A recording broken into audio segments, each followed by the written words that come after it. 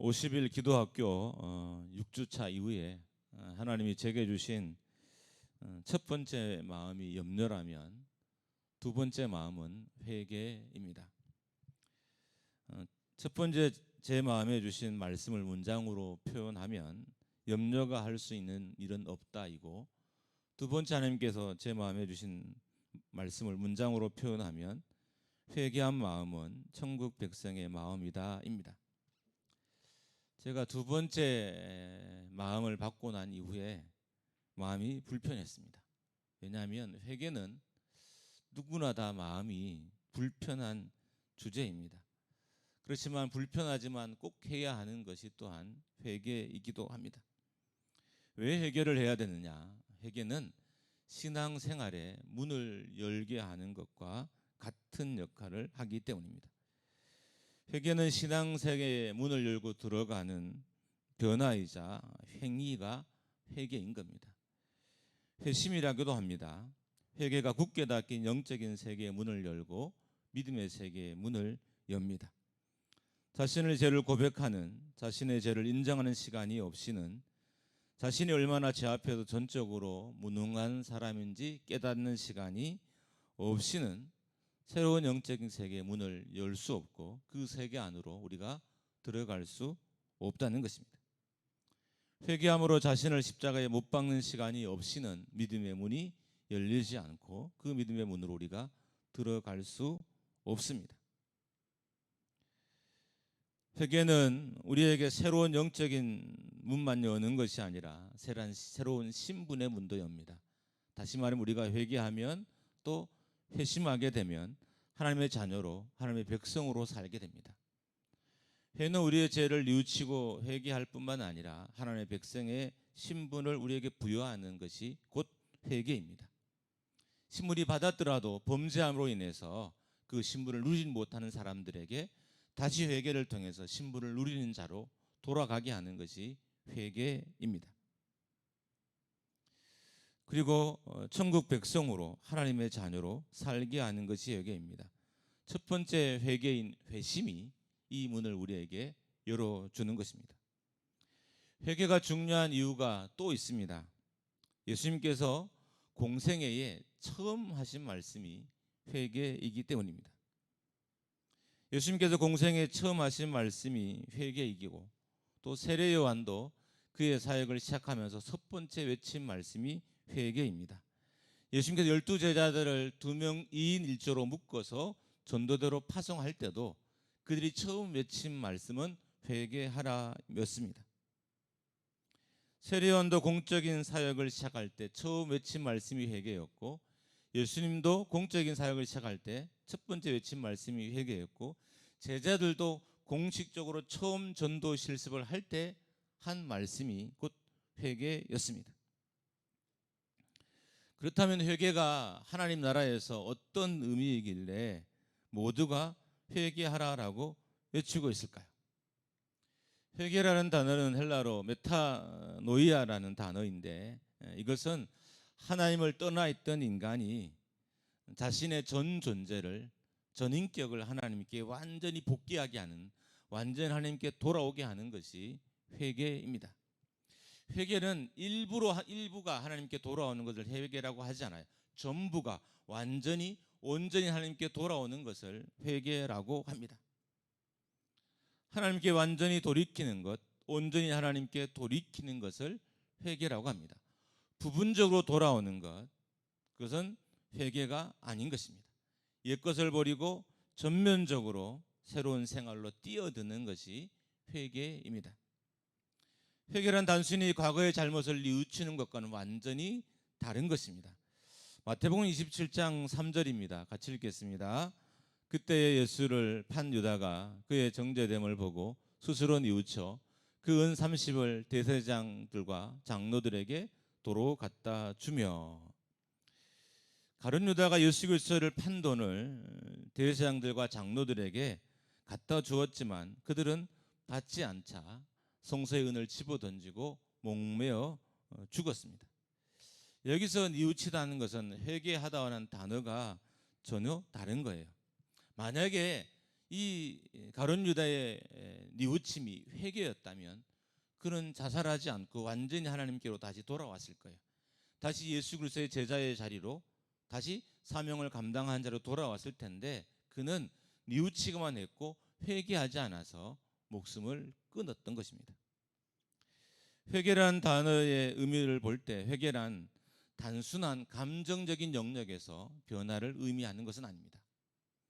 회개는 단순히 내가 감정적으로 뉘우치고 눈물을 흘리고 깨닫고 반성한다고 해서 그것을 회개라고는 말하지 않습니다. 자신의 잘못을 후회하고 뉘우치고 눈물을 흘리고 용서를 구하고 다시는 범죄하지 않겠다고 다짐하는 것을 회개라고 생각하지 않습니다. 회개는 단순히 감정적인 영역에 있는 것이 아니라 의지적인 영역, 결단의 영역, 삶의 영역에서 일어나는 것이 곧 회개인 것입니다. 우리가 회개할 때 눈물을 흘렸다고 회개가 되는 것이 아니라 눈물을 흘리고 난 후에 의지적으로 결단 역사가 일어나서 완전히 하나님께 다시 돌아가는 것을 회개라고 말하는 겁니다. 근데 우리는 회개라고 할 때 눈물을 흘리고 뉘우치고 반성하는 것을 회개라 생각합니다. 그리고 그렇게 하고 난 후에 회개를 했다, 회개가 이루어졌다라고 믿는 경향이 없잖아 많습니다. 회개는 감정적인 영역뿐만 아니라 삶과 의지와 그리고 결단의 영역에서의 변화를 포함하고 있는 영적인 작동, 영적인 작용이 바로 회개인 것입니다. 회개는 불신자가 하나님의 자녀의 삶으로 들어가는 첫 번째 걸음이며 또한 회개는 성도가 자신의 잘못을 돌이키고 뉘우쳐 하나님이 기뻐하는 자리로 다시 돌아가는 것이 회개입니다. 이 첫 번째 회개를 우리가 회심이라고도 해요. 회심은 불신자, 예수 믿지 않는 사람들이 자기의 잘못을 뉘우치고 깨닫고 회개해서 다시 하나님 백성으로 들어가는 것을 회심이라고, 이걸 첫 번째 회개라고 하고, 두 번째 회개는 믿는 성도들이 범죄에서 돌이키고 뉘우치고 하나님께 돌아가는 것을 회개라고 합니다. 중요한 건 첫 번째든 두 번째든 상관없이 삶의 영역에 대전환이 일어나야 진정한 회개라는 거예요. 회심의 회개든 돌이킴의 회개든 상관없이 삶의 영역에서 전적인 돌이킴의 역사가 일어날 때, 변화의 역사가 일어날 때 그것을 회개라고 표현합니다. 감정적인 영역에서의 어떤 변화를 회개라고 말하지는 않습니다. 감정적인 영역에서 일어나는 회개가 아닌 삶의 전환, 방향의 전환, 목표의 전환이 일어난 것을 회개라고 말합니다. 마태복음 5장에 팔복의 말씀이 있습니다. 팔복은 이렇게 시작됩니다. 심령이 가난한 자는 복이 있나니 천국이 그들의 것이며, 이게 팔복의 첫 번째 복입니다. 제가 이 팔복을 읽을 때마다 어떤 마음이 있었냐면, 나는 예수를 믿고 있는데 심지어 나는 목회자인데 왜 팔복의 마음을 못 가질까? 이게 저희 고민이었어요.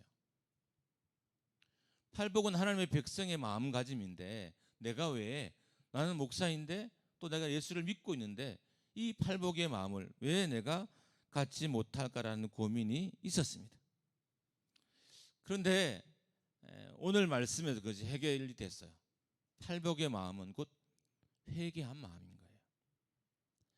회개하고 하나님께 완전히 돌아온 사람들이 가질 수 있는 마음이 팔복의 마음인 거예요. 자기의 죄를 뉘우치지 않고, 자기의 과거를 뉘우치지 않고, 자기의 삶을 뉘우치지 않고 하나님께로 완전히 기이한, 완전히 그 삶을 전환한 사람이 아니고는 이 팔복의 마음을 가질 수 없는. 그래서 우리가 팔복을 읽을 때마다 괴리감을 느껴요. 나에겐 저런 마음이 없는데 왜 나에겐 저런 마음이 없을까? 나는 왜 저런 마음으로 나와 내 이웃과 교회를 바라보지 못할까라는 의구심이 있어요. 바로 회개하지 않았기 때문입니다. 회개하지 않는 사람은 결코 가질 수 없는 마음이 팔복의 마음입니다. 하나님 나라의 백성으로 살려면 하나님 나라의 백성의 내적인 상태를 가져야 되는데, 그 내면이, 그 마음이, 그 중심이 하나님 나라에 합당하지 않으면 하나님의 백성의 삶을 추구할 수 없습니다. 하나님 나라에 합당한 마음은 회개할 때 가져지는 마음이에요. 우리가 의지적으로 노력했다고 가져지는 마음이 아닌 거예요. 내가 오늘부터 착한 마음을 가져야지, 내가 오늘부터 선한 마음을 가지고 살아야지, 내가 오늘부터 긍휼의 마음을 가지고 살아야지라고 한다고 해서 내 속에 그런 마음이 생겨나는 게 아니에요. 내가 회개할 때, 그것도 철저히 회개하고 뉘우칠 때 하나님이 갖게 하는 것이 하나님의 백성의 마음이자 곧 팔복의 마음인 것입니다. 하나님의 백성이라면 갖춰야 할 마음은 회개할 때 갖춰지는 마음입니다. 회개는 하나님 나라의 백성의 마음의 상태를 의미합니다. 그러니까 회개한 마음이 하나님 나라의 백성의 마음인 거예요. 회개한 사람이 하나님 나라의 백성의 마음을 가질 수 있는 것입니다. 회개는 하나님 나라의 백성의 마음의 상태인데, 우리가 회개할 때 팔복의 마음을 갖게 되고, 회개할 때 하나님의 자녀의 마음을 갖게 되는 것입니다. 회개한 심령으로 살기 위해서는 우리가 회개의 자리에 들어가야 뿐만 아니라 팔복의 마음을 갖기 위해서 또한 회개의 자리로 들어가야 됩니다. 회개한 마음이 심령이 가난한 마음이고, 회개한 마음이 화평케 하는 마음이고, 회개한 마음이 온유한 마음이고, 회개한 마음이 의에 줄이고 목마른 마음입니다. 회개한 마음이 긍휼히 여기는 마음이고, 회개한 마음이 의를 위해서 핍박받을 수 있는 마음입니다. 회개한 마음이 애통하는 마음입니다. 그러니까 우리가 회개하지 않으면 이 마음을 가질 수가 없는 거예요. 가질 수 없는 마음은 흉내내지 못하는 거예요. 우리가 왜 팔복의 마음을 흉내내지 못할까? 이것을 그냥 하나님의 백성의 마음 상태라고 여기고 우리가 교훈을 삼아서 읽고 도전은 받지만 왜 이런 마음을 갖지 못하냐 하면 우리가 회개하지 않았기 때문입니다. 회개할 때 하나님의 백성의 마음을 갖게 되고, 이 하나님의 백성의 마음이 곧 팔복의 마음이 되는 것입니다. 회개하지 않는 마음은 정결하지 않는 마음입니다. 정결하지 않는 마음은 하나님이 쓸 수 없는 마음이고 마귀와 사탄이 사용하는 마음입니다. 하나님은 정결하지 않는 마음을, 회개하지 않는 마음을 쓰지 않습니다.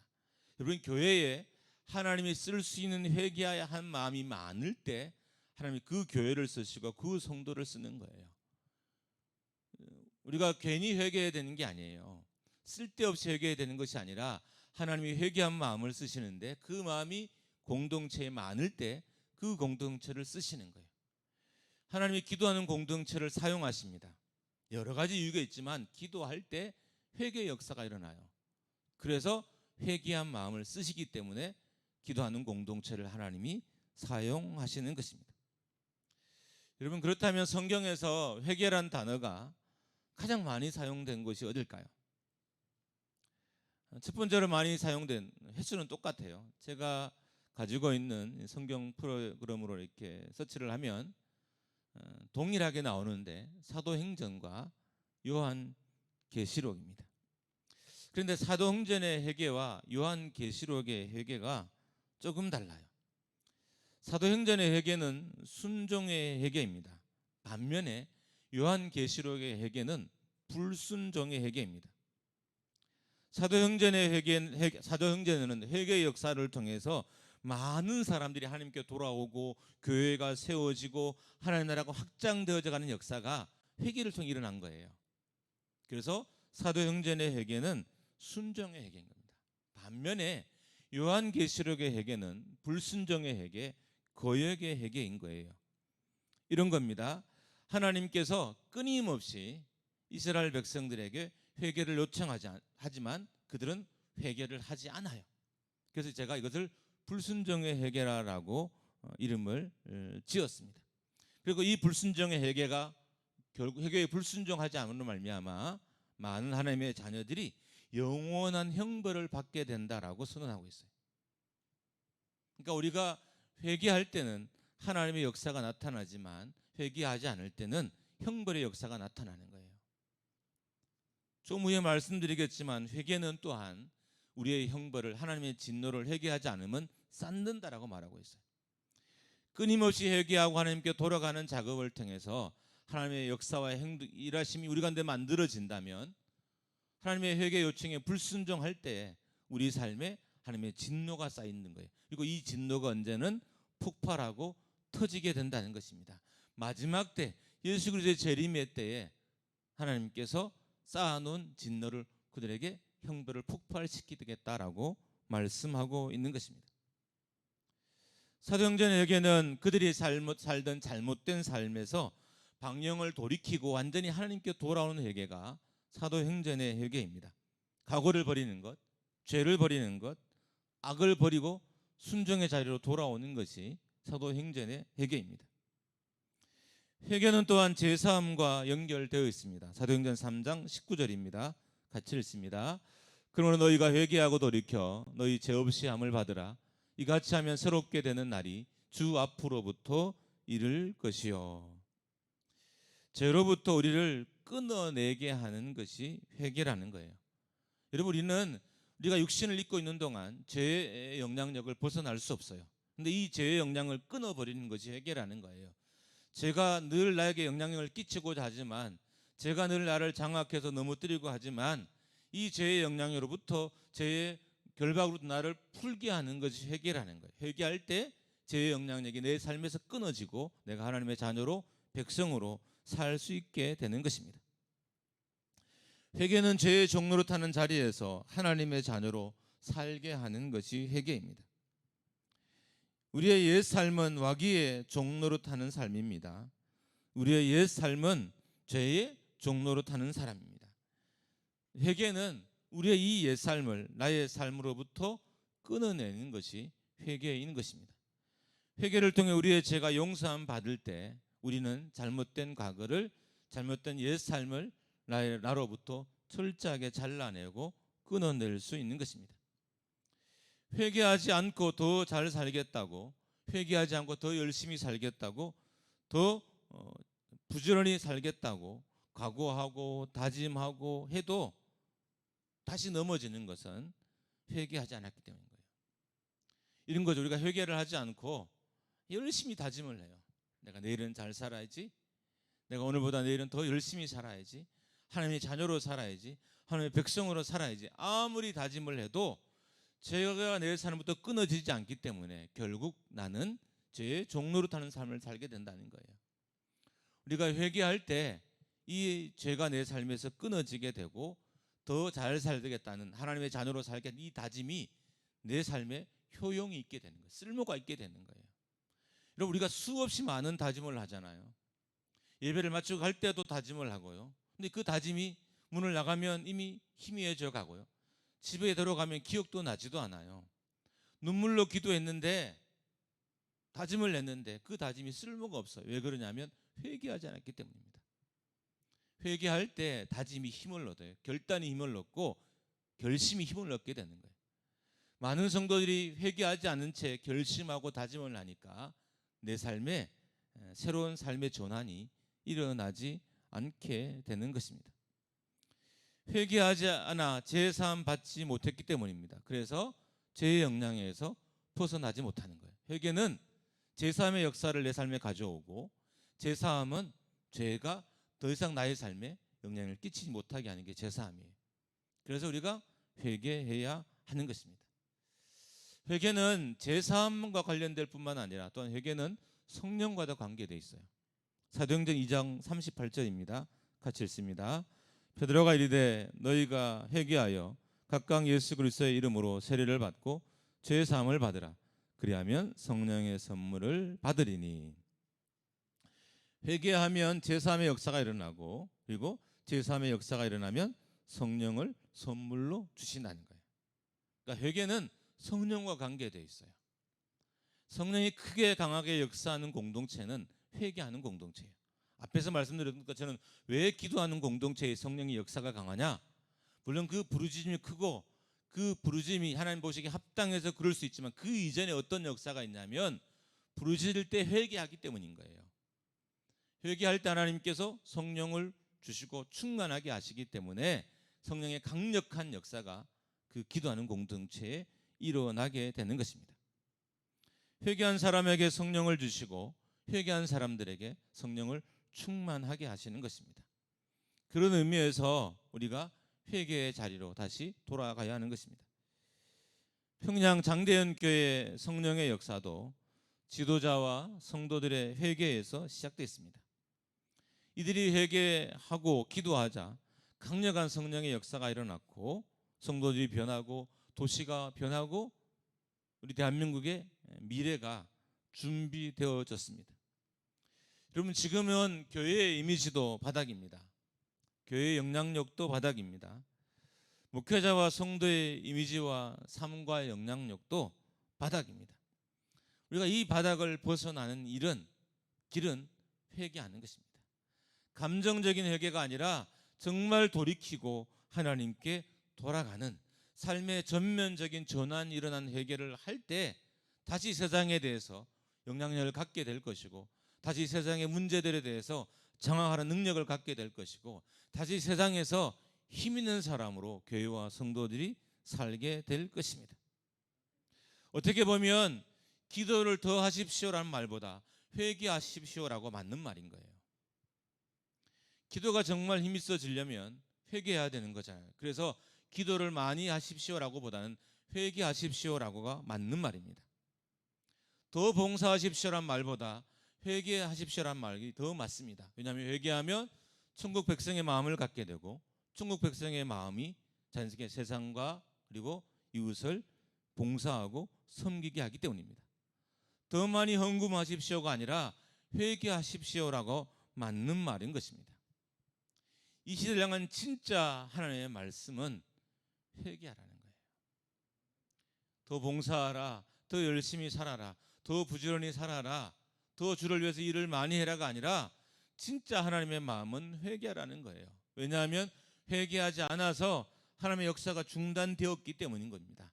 제가 교회를 붙들고, 제가 인생을 붙들고, 제가 성도를 붙들고 있어서 하나님의 역사 일어나지 않기 때문에 회개하라는 말씀이 우리를 향한 참된 회복의 말씀인 것입니다.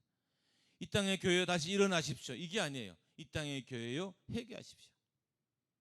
성도들이 다시 힘을 얻고 열심을 내어 교회를 위해 수고합시다가 아니라 성도들이여 함께 회개합시다가 바른 말씀이라는 겁니다.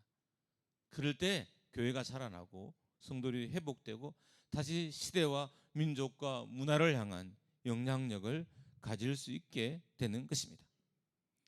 교회가 이 시대를 극복하기 위해서 회개를 통해 죄를 끊을 때 교회가 이 시대의 문제들을 극복해낼 수 있어요. 여러분, 코로나의 문제는 겉으로 보기에는 코로나의 문제예요. 바이러스의 문제예요. 그러나 실제로 그 속에 들어가 보면 죄악의 문제가 훨씬 더 많이 자리 잡고 있을 것입니다. 다시 교회가 코로나를 극복하기 위해서는 회개하는 자리에 가는 길이 가장 급선무인 거예요. 교회를 다시 정비하는 일도 중요하지만, 건물을 정비하는 것도 중요하지만 저희도 정비를 조금씩 할 거예요. 왜냐하면 그래야 다시 코로나 이후에 또 왕성하게 사역을 시작할 수 있으니까. 요 때에 많은 시각에 또는 사람들의 관점의 변환이 일어났어요. 그 변환에 맞는 교회를 준비하지 않으면 교회가 다시 일어서기 어려울 수 있어요. 그렇지만 그 이전에 있어야 할 게 뭐냐? 다시 우리가 코로나 이후에 포스트 코로나를 준비하기 위해서 몸벌 중요한 가장 우선순위가 바로 회개하는 거예요. 회개를 통해서 교회가 죄를 끊어내는 거예요. 이것은 여러분과 제가 다 해당되는 문제예요. 제가 몇 번 말씀드렸지만 회개는 저도 죽어도 설교하고 싶지 않은 게 회개예요. 여러분 잘 모르지만 제 몸이 후끈거려요. 왜요? 나도 범죄한 사람이니까. 제가 여기서 죄가 없어서, 그리고 막 낯이 두꺼워서, 제가 살갗은 좀 두꺼워도 양심은 그렇게 두꺼운 사람이 아니에요. 저도 회개란 말을 할 때마다 찔려요. 이런 설교할 때 제가 버벅거리는 건 내 속에 찔림이 있어요. 나도 죄인인데, 야, 너도 죄인이잖아. 네가 더 큰 죄를 지었잖아. 너 때문에 교회가 안 되는 거야. 이런 가책들이 제 앞에 수없이 내려져요. 그런 것이 없어서 제가 이렇게 여러분에게 회개하라라고 말씀을 전하는 게 아니에요. 그게 길이기 때문에, 이거 아니면 살 길이 없기 때문에, 이거 아니면 회복될 길이 없기 때문에, 이거 아니면 여러분의 가정이 세워지거나 삶이 세워질 길이 없기 때문에 회개하라는 말씀을 전하는 것입니다. 교회가 다시 하나님의 영광을 회복하려면 회개해야 합니다. 회개함으로 교회를 병들게 하고 성도들의 삶과 영혼을 병들게 하는 죄를 끊어내야 됩니다. 문제는 회개하지 않으면 죄는 쌓입니다. 죄가 쌓이면 더미가 되고 더미가 더 많이 쌓이면 산이 됩니다. 이것은 제 말이 아닙니다. 로마서 2장 5절입니다. 같이 한번 읽겠습니다. 시작. 다만 내 고집과 회개하지 아니한 마음을 따라 진노의 날 곧 하나님의 의로우신 심판에 나타나는 그날에 이 말 진노를 내게 쌓는도다. 회개는 하나님의 진노를, 회개하지 않으면 하나님의 진노를 쌓는 행위인 거죠. 회개하지 않으면 하나님의 진노가 우리 개인에게 쌓이고 우리 교회에 쌓여요. 그리고 이 진노는 하나님의 마지막 심판의 날에도 이 진노가 폭발하지만 이 진노는 그 이전에도 얼마든지 하나님이 우리를 징계할 수 있어요. 하나님의 진노와 징계는 같이 따라가잖아요. 하나님의 노하실 때 징계가 항상 따라다녀요. 그러니까 회개하지 않고 죄를 쌓는 공동체, 회개하지 않고 죄를 쌓는 성도들에게 하나님의 진노가 따라가고, 진노가 따라가면 징계도 따라오게 되는 것입니다. 로마서 2장 5절에서 회개하지 않으면 진노의 날, 심판의 날에 이 말 진노를 쌓는 것과 같다고 합니다. 회개하지 않는 교회에 하나님의 진노가 쌓이고 회개하지 않는 인생에 하나님의 진노가 쌓인다는 것입니다. 회개함으로 쌓여진 하나님의 진노를 녹여내고 풀어내야 됩니다. 회개는 다시 교회를 재건하는 작업과 같아요. 여러분, 우리가 집을 다시 짓는 것은 정말 어려운, 새 집을 짓는 건 아주 쉬운 거지만 다시 집을 짓는 것은 정말 어려운 일이에요. 이미 우리가 간섭과 구습과 이 모든 것에 다 얽매여 있어서 다시 집을 부수고 짓는 건 다툼과 분쟁과 분열이 엄청나는 거예요. 내 개인도 마찬가지예요. 예수를 잘 믿다가 실족에 넘어진 사람이 다시 예수 그리스도를 믿는 자로 돌아오는 것은 힘들고 어려운 일이에요. 왜냐하면 이미 익숙해져 있고 이미 습관이 되어 있고 이미 관습이 되어 있는 것들 때문에 돌아오기가 어려운 거예요. 지금 그런 시대예요. 지금 회개해라 해도 익숙해져 있어요. 감정적으로 회개하고 회개가 됐다라고 회개를 멈추고 만족하는 것이 우리예요. 이게 진정한 회개가 아니라는 겁니다. 회개는 삶의 전환이, 방향의 전환이, 인생 전체의 전환이 일어나는 것이 회개입니다. 그리고 이렇게 회개할 때 교회가 재건되고 인생이 재건되고 하나님의 역사가 시작되고 교회의 부흥이 다시 시작될 수 있는 것입니다. 우리는 다시라는 단어를 되게 좋아합니다. 다시 한번 살아봤으면 좋겠다. 다시 한번 결혼, 이건 아니겠죠, 그렇죠? 다시 한번, 어떤 분은 다시 내가 교회를 옮겨서 신앙생활을 해봤으면 좋겠다. 내가 다시 엄마가 되어봤으면 좋겠다. 내가 다시 아빠가 되어봤으면 좋겠다. 저도 내가 다시 12년 전으로 돌아가 처음 목장교회 올 때 그때 했으면 좋겠다. 이렇게 상상할 때가 저도 많아요. 왜요? 살다 보면 후회스러운 일이 얼마나 많겠어요. 그런데 다시 하겠다고 다짐해서 다시가 되지 않는다는 거예요. 나를 다시 리빌딩할 수 있는 것은 회개밖에 없습니다. 다시 리스타트 할 수 있는 것도 회개밖에 없어요. 그래서 우리가 이 회개라는 소리에 귀를 기울여야 됩니다. 하나님이 교회에 하신 말씀은 중요합니다. 첫 번째 말씀은 염려가 할 수 있는 일은 없다. 두 번째는 회개는 천국 백성의 마음이다. 여러분과 제가 우리가 다 의로워도 옷으로 잘 가려 입어도 우리 속은 썩고 부패하고 냄새나는 사람이잖아요. 조금만 내 경계심이 풀려지면, 이 단추들이 좀 풀려지면 내 속에서 냄새가 나고 더러운 것이 툭툭 튀어나오잖아요. 그게 우리예요.